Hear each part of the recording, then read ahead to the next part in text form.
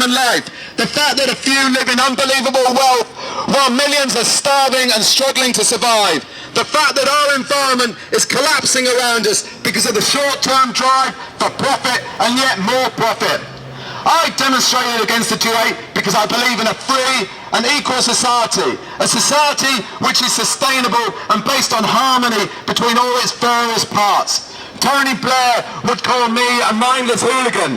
Sometimes my friends joke that I'm a hippie. I say that I'm sensible. I'm not intimidated by the torture that the Italian state inflicted on me through its agents, the police. In fact, I am strengthened by having gone through this experience. I'm inspired by the size of the movement that opposes the G8 and that says a different world is possible. 300,000 people! 300,000 people demonstrated against the G8 on the Saturday. Up to 100,000 took direct action against the G8 on the Friday. And we all knew that we were representatives of a movement of millions across the world. They are 8, we are billions.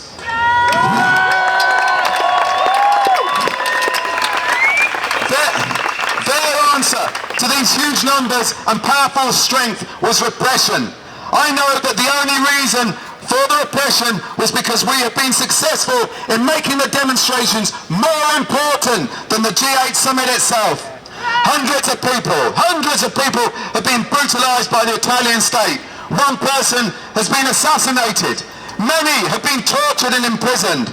We are all recovering from our wounds, whether those fortunate like me to be at home or those still in hospital and in prison.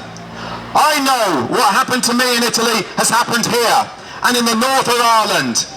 While I was being tortured, Tony Blair was praising the Italian police for upholding the rule of law. The Foreign Office was instructing its consular staff not to contact me in prison. And some British journalists were harassing my 76-year-old mother. Then my friends and family and other people were rallying around to ensure that I and the other prisoners were released and to demonstrate that we were not intimidated.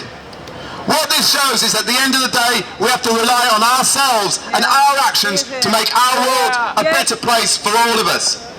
I'm standing here in support of everyone still in prison. There are people still inside, don't forget them. And everyone still in hospital, and anyone still missing. We have to strengthen our anti-capitalist movement. We have to build from the base in our local communities and our workplaces a movement that can successfully challenge the machine and play a part in the process of creating a society of beauty and love. The Italian state tried to intimidate me. They tried to scare me. They did not succeed. In fact, they achieved the opposite. I am strengthened and inspired. Part of the supposed evidence against me and the others was a banner that the police had found at the school.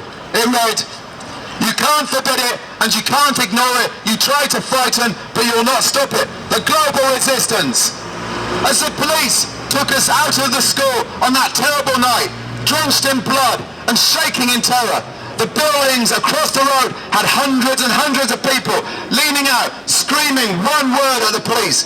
Its meaning is clear. Its message is both sad and strong. It was a rallying cry for the demonstration last Saturday, and I'd like to end talking today by saying it now. Assassino! Assassini! Assassini! Assassino! Assassino! Assassino! Assassino! Assassino!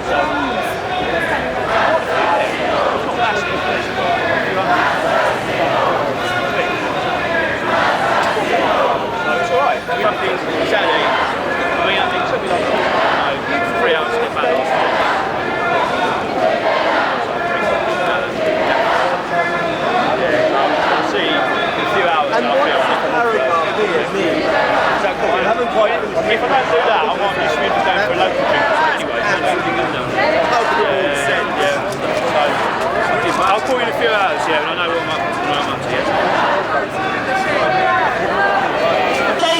Against their attacks on refugee rights here. We have to organise now, I think, for the lobby of the Labour Party conference that's coming up, and organise in every area groups of people who unite together, whatever differences people have, but unite together in order to fight against the way capitalism is smashing our lives. We can do it, we can win. Their brutality means nothing, our movement means everything.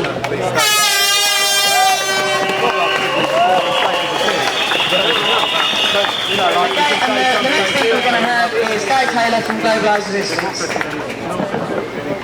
I just want to make a couple of points really, because we're standing here today outside the Italian embassy in response to the brutality of the police, and quite rightly so, and I think they deserve every condemnation which is flying at them from across the world at this moment. I just want to say a few words really about another government, another state, which is absolutely complicit in what happened against us in Genoa.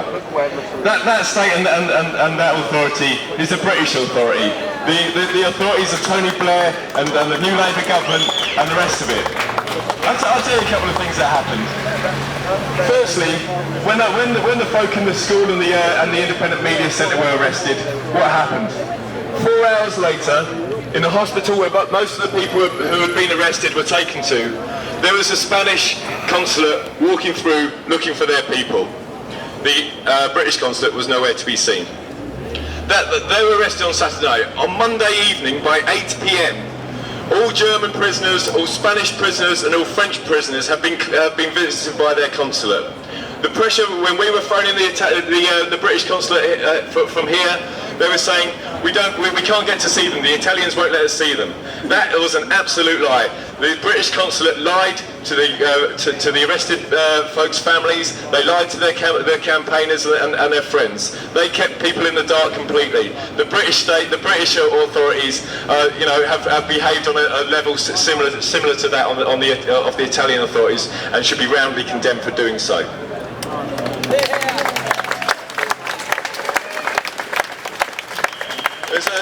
There's a couple of things. I've been talking to a lot of folk from the media recently, and they're saying, you're a travelling circus, where are you going next? Are you going to Washington? Are you going to Marrakesh for the climate change and all this stuff? But there's one point we have to make clear time and time again. In Genoa, there's 300,000 people marching, 300,000. My estimate is a maximum of 30,000 travel from overseas. 270,000 people, 90% of the people that marched in Genoa were Italian. In Gothenburg, I was fortunate enough to go to Gothenburg. It was the blondest demonstration I've ever seen. People were local there. No matter where they put these summits, no matter where they set up their little beanos and shindigs, there will be opposition. Because it's not a British movement, it's not a European movement, it's not an American movement. This is a global movement, and this is wherever they go, there will be opposition. So I think, in the immediate future, there's a few things for us in the UK to do. There is going to be, starting on the 11th of September, an arms fair, the biggest arms fair in Europe, in Docklands. I think that needs every opposition we can throw at it.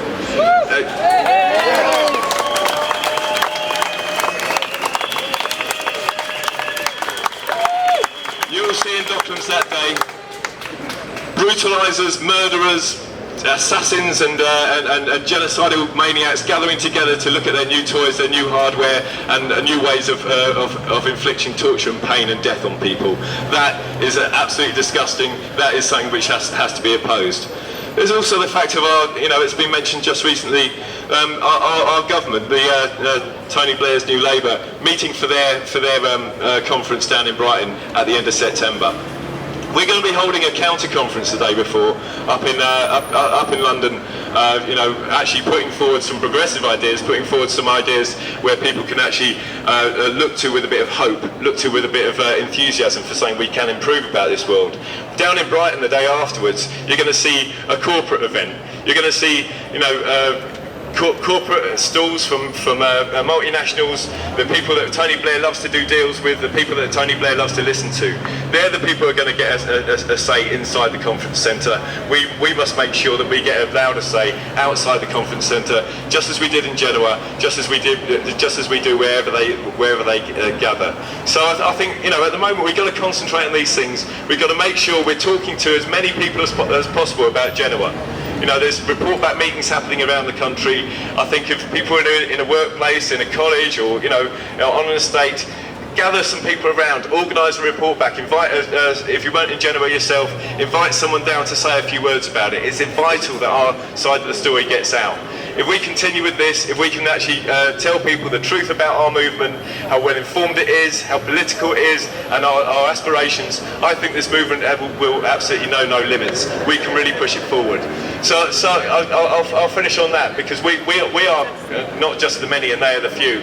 We are the intelligent, they are the stupid. And you know, just remember that. Whenever you think of, you know, it looks a bit awesome, just think of the intellect of George W. Bush. It makes you feel very strong and powerful. You know, any of us could beat him in an argument. We are going to win this fight. We are going to push it forward, but we make sure we gather everyone alongside and make it the biggest and most effective movement this planet has ever seen. Thank you very much.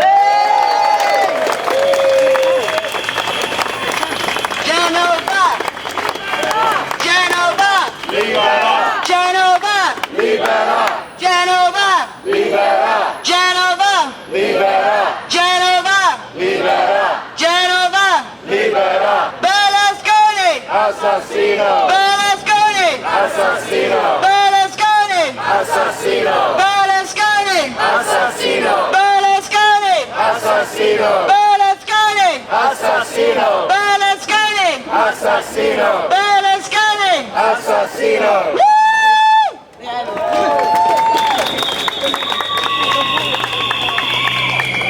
Right, good.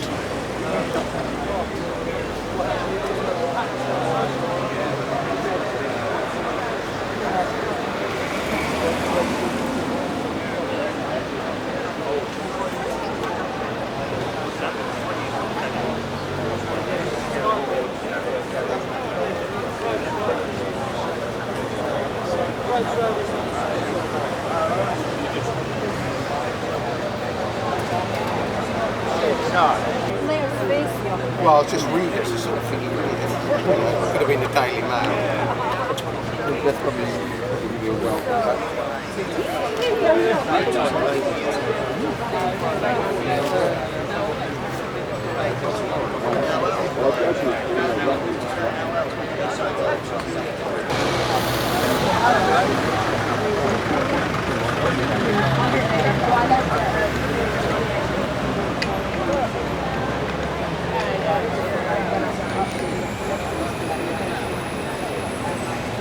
I find it not really sad.